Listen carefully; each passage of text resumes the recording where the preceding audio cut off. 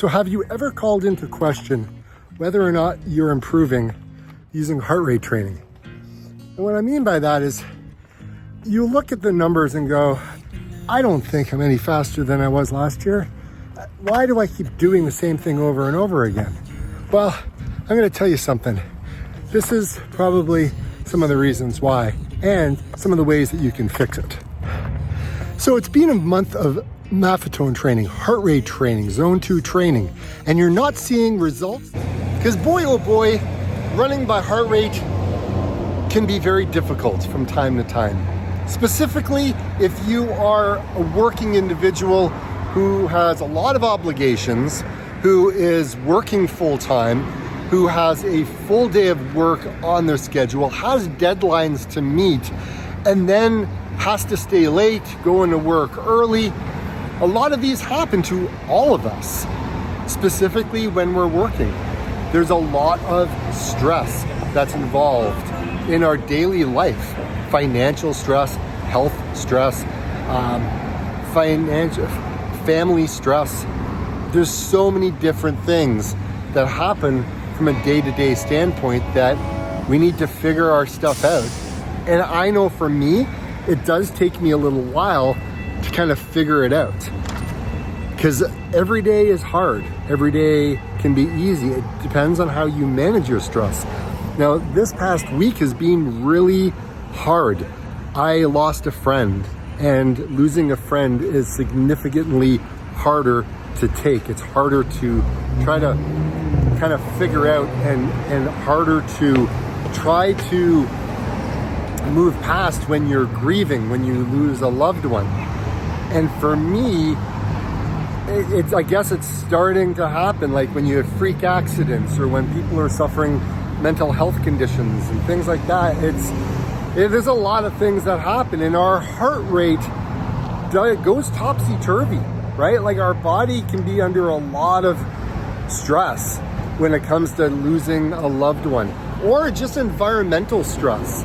There's a lot that goes on in our society, where we live, our experiences that we're having, and heart rate training is fantastic, except when you're under a lot of stress and you want to be able to run and you don't want to walk.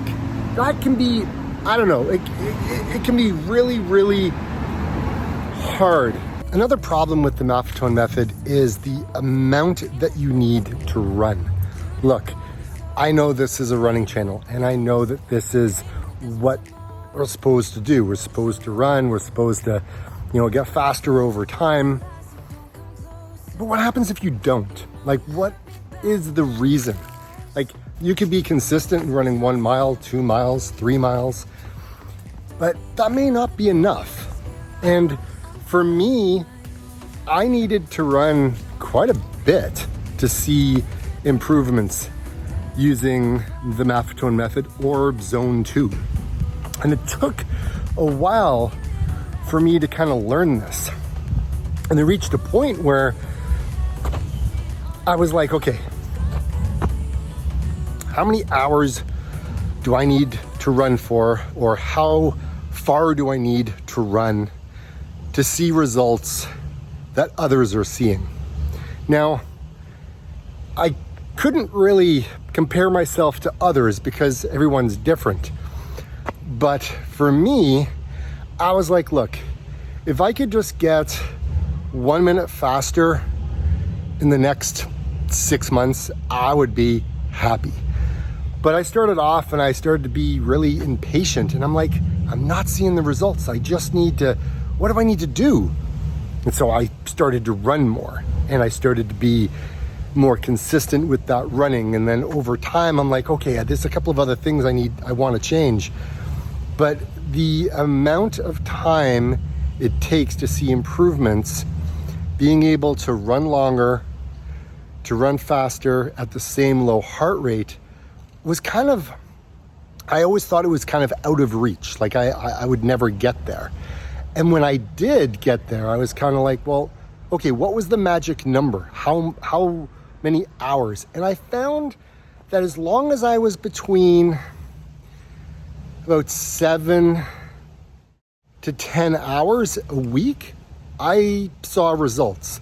But if I backed off a little bit, I didn't necessarily see the results. Like it started to kind of stagnate. I started to kind of just, I don't know, I just stagnated. It just didn't seem to be working anymore. And so at that point, I realized, okay, it's the amount of time on my feet that's going to give me the best results. The other problem is when you have extra weight on your frame, it's not fun. It's not fun to get out there and put in the miles when your belly's bouncing around back and forth, up and down. And it just feels awful. It's not a great feeling. So, you know, running when I had all this extra weight on me, I was like, am I ever going to see results using this method, or do I have to just walk? Now, this is a two-part, because the more weight that you have on you, I found that my heart rate was much higher, and it was very discouraging to see how out of shape I was when I was using this method. Now, I'm in pretty good shape as it stands right now, but if you looked at me, you'd be like, you know what, Dave? You've got weight to lose. You're not like 100%. How can you talk about using the Maffetone method and you got to do this and you got to run slow and you're a middle of a packer kind of guy? You kind of feel like a fraud. You're like, you know, I'm just talking about my experience. And if you resonate with that, like if you connect with me on that level, then you know what I'm talking about, right? It's not always easy. And so when you have weight to lose, and when you're trying to lose weight, and when you're even losing the weight, it takes time to lose the weight. Looking at your heart rate and your fitness of where you're at that moment can be hard. It's not the best feeling. And so I know a number of people, they get really discouraged and down on themselves, and they're like, I'm just going to give up on this whole running thing because maybe they got injured, maybe they, hurt their knee, whatever it was. Like there's always something that you have to be very aware of. And so when you're overweight, there's problems with that when you're trying to exercise, because the amount of weight that you have on you and you're running, it's like 4 times the force when you hit the ground. So if you're running and you don't have good running form, and however you're running, there could be a very good chance that you don't have the muscles in place to protect the knee, or you don't have the muscles to keep the injuries at bay. There's a number of those things. And for me, that was kind of hard to kind of come to terms with. So again, you got to build up the muscle base on those particular areas so you can kind of stop getting an injury or kind of stay injury free just by doing a number of exercises to keep your muscles in shape to protect all of your joints. And when you're overweight, it's really, I don't know, it seems to be very profound. It's kind of staring you right in the face, whether you want to believe it or not. It's just the reality, for me anyways. You may not have enough mitochondria in your body. These are the powerhouses in our cells that give us the energy to move. And you, depending on how you've been training or the lack of training, you may have a very small amount of mitochondria in your cells. So that's a problem all in itself.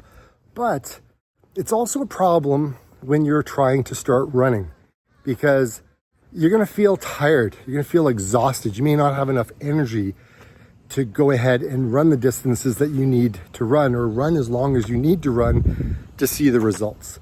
So you need to spend time to build up an aerobic base, running slower, building up the mitochondria, right? So that you can get more of those powerhouses to give you the energy to do what you want to do. So it's kind of like one of those catch-22s, right?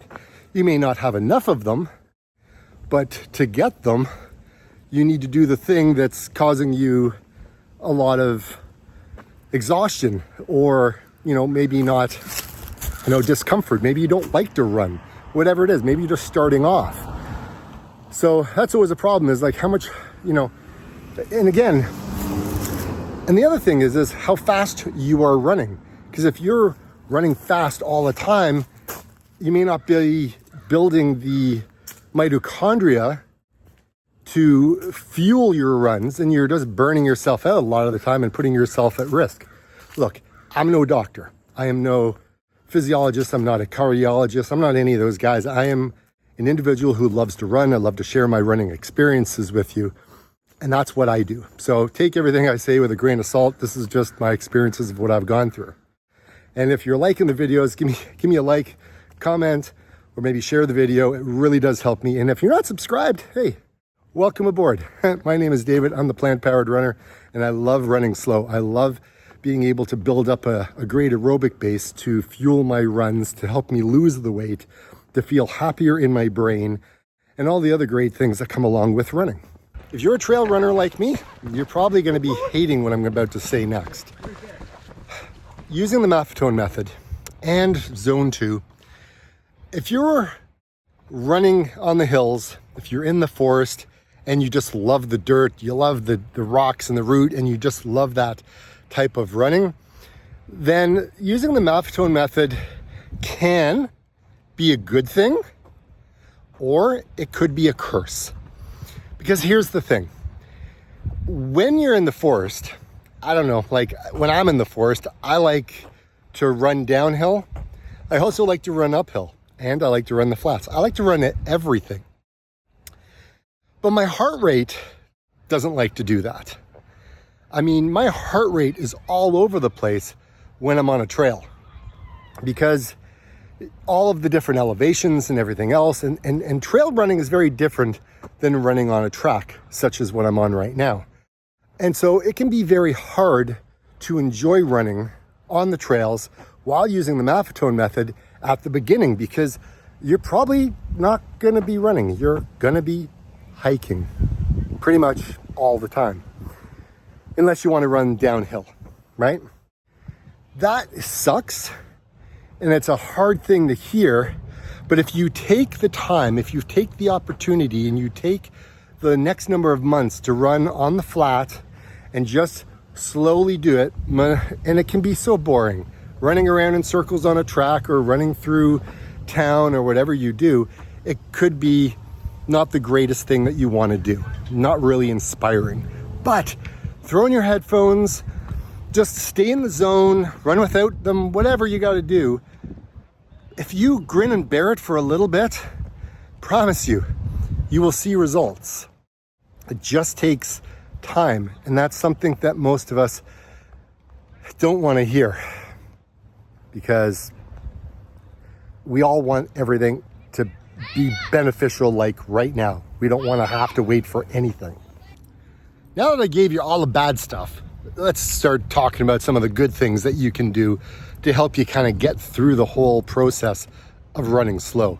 And the first thing that I would recommend when you're dealing with stress is seriously downloading an app called Calm. Okay, it can really cool your mind down. It can make you just chill out. Learn to meditate. I mean, I've watched a number of things on YouTube where it's literally someone driving in the rain. And it's seriously, it's watching somebody drive in the rain, looking at the road, hearing the rain just come down on top of the car. It's just such a cool experience.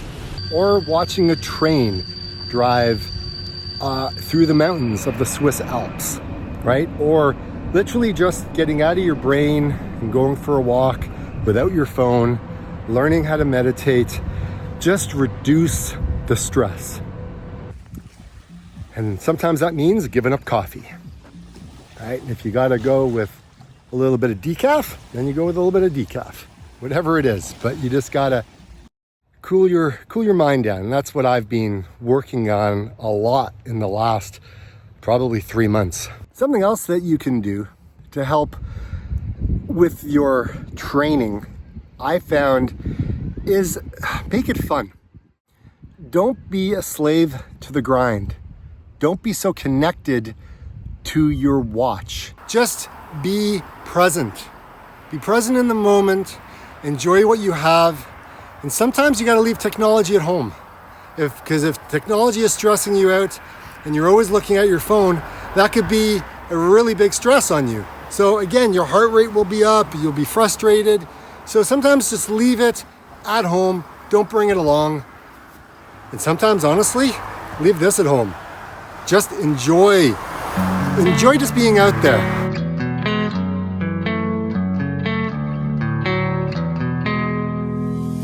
If I'm the bad one, take a look at yourself in the mirror. If I'm the worst one, ask anybody else who they prefer. If it comes down to me and you, I think that you are the one with a bad attitude. What started a conflict? You got no clue. Tell me, what is your problem? All is rules you spread. Right? Or to your phone. And going down the rabbit hole of comparing yourself to everybody else. I'm just going to talk about me, but for me, I always get in the headspace of trying to compare myself to where I was the other day or the other week. And I think I do that because I make these YouTube videos and I'm always trying to share my experience and talk about when things don't go well. Like, okay, prime example.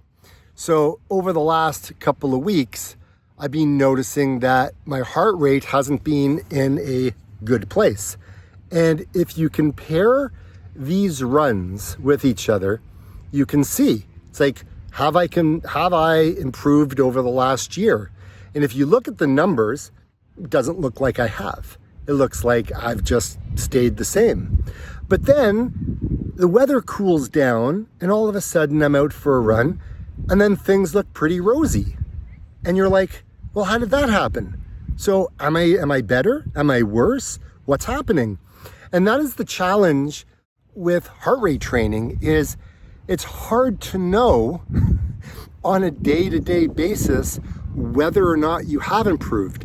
And that's why it's so important to kind of give that up, because from week to week, day to day, even month to month, sometimes you may have a bad month and you may not be in a good place when you do your MAF test and you compare it from, this month to where you were a couple of months ago. And because of weather, because of stress, because of life, these numbers sometimes may not jive. And that's okay. It's just something that you have to be aware of. And for me, that was a big thing for me to come to terms with. So I like to share that with you so you can understand what you may be seeing, that it's okay, it's normal. Like, we're not all fitness junkies. We're not all doing it for the reason that everyone else is, right? We're all doing it for different reasons. And whatever that reason is, it's important just for you, nobody else. And sometimes when you do your MAF test, sometimes when you're out for a run, you want to find a really cool place to go run. And I'm telling you, like, in Canada, we don't normally have a lot of rubberized tracks to run on. You've seen where I run on a track and it's just all gravel and it's all uneven and everything else. But today I'm in Stouffville and I'm telling you, man, like, this is great to be able to run on. And if you're in the US, you probably have a lot more of these rubberized tracks in the schools. It's not a normal thing here in Canada that I have experienced, but this particular one certainly has, and it's quite nice. So if I had my running stuff, I'd actually run here, but I don't, so I ain't gonna be running. So it brings me into finding fun places to run to keep it entertaining for you. That's something that I've had to learn the hard way, because with me, I always like to keep it fun. I like to keep it exciting. And if that's not happening, I start to really kind of get bored and I start to get frustrated with myself and I start analyzing things, and I don't want to start going down that road. So again, keep it fun, keep it exciting, find new places that inspire you to get out and run. I hope you like the videos. I hope you like the content I'm putting out. And if you do, give me a like, smash the subscribe button, hit the bell, do all those fun things. I really I'll see you on the next video. Right. Bye everybody. Get out and run. Trying to find some balance in my life, but I never really put up a fight.